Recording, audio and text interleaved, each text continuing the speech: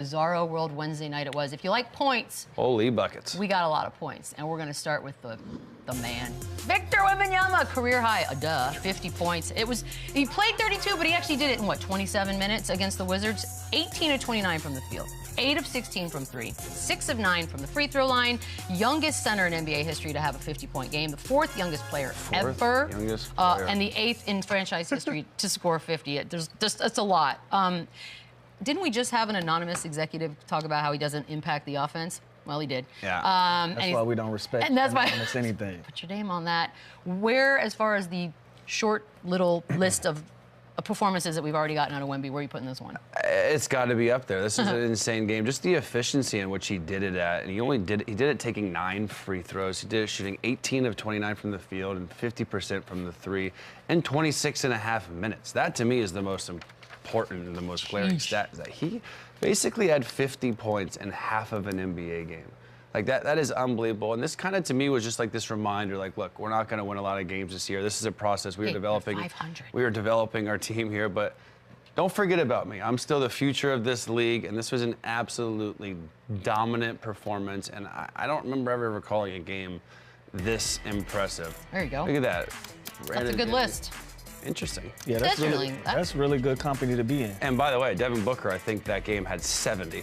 So that's, remember he had 70 when he was 20? That's insane. So that's exclusive company that he's in. Hell of a game. I got to ask you, Lou, Gigi Jackson got a little smoke because he said that he's the greatest of all time, or will be the greatest of all time. I personally thought he sounded very sane when he said that. What'd you think now? Like when you see something like this out of Wemby? No, amazing performance, right? You can't really cut that. You can see the company that he's in and the guys that's been able to do that in their careers so early. You know, you're looking at 20-year-olds putting up these big time numbers, but when you talk about the greatest of all time, I think about the bodies of work. You know, I think about championships. I think about impact on the organizations, impact on the city that you have. He's still building. He's still getting there. Like we haven't even seen him in the playoffs yet. No. We haven't seen a deep playoff run. You know, he hadn't even scratched the surface of the things that he's going to be capable of doing throughout the course of his career. So putting him in that conversation is very premature, but he's doing a great job of putting us on notice early on. Yeah, talent-wise, it's undeniable. This kid is going to continue to do these type of things on the floor if he stays healthy. I think that's the big question. As far as the GOAT conversation, it's so early. It's his second season. We got to give him time to develop, but he is on that path to be in that conversation, which is nuts to say because he's only, played 80 to 100 games or whatever he's played so far. So it truly is. We've never seen anything like it, and we continue to say that. Just his size, his ability to score, his capability on the defensive end. He's going to win multiple defensive players a year. It's just how much can this team build around him? How much success can they have? And can they win big? And can he do this in the postseason and the finals and win championships? And that all goes into becoming one of the greatest players of all time. So I'm excited to see because the talent is sky's the limit. If you had to start a franchise right now, today. Oh, it's not even close. I'm going with him. That guy. No one's before him. No. Wow. My opinion is different. Really? Well, I'd like to hear it. Yeah, not jarringly. I'm just, it's just some young guys out there that, if it's not Wemby, like I would like a shot at an Ant Edwards or if I had a time machine, a Jokic or something like that. You remember when Jokic came in the league, Denver had to make a decision between him and Nurkic because, their games were similar.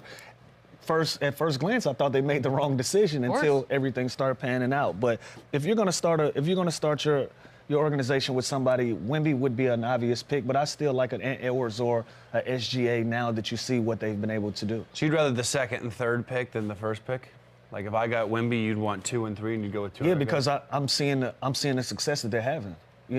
I'm seeing the success. So he's using, precedent right now, what they've got. Yeah, like Wemby's he's early in his career. He's in his second year, but again, we've seen these great individual performances that hasn't translated over to team wins. Now we're comparing apples to oranges because you look at an OKC, they got a lot of young guys that were highly talented. Put Wemby on the Thunder. Yeah, God. So I understand the prospect of that, but when you think about impact, it's some guys out there that's having a much larger impact that's impacting winning just opposed to individual stats. So Lou hates Wemby. I'm putting it in my notes. Okay, good, got it.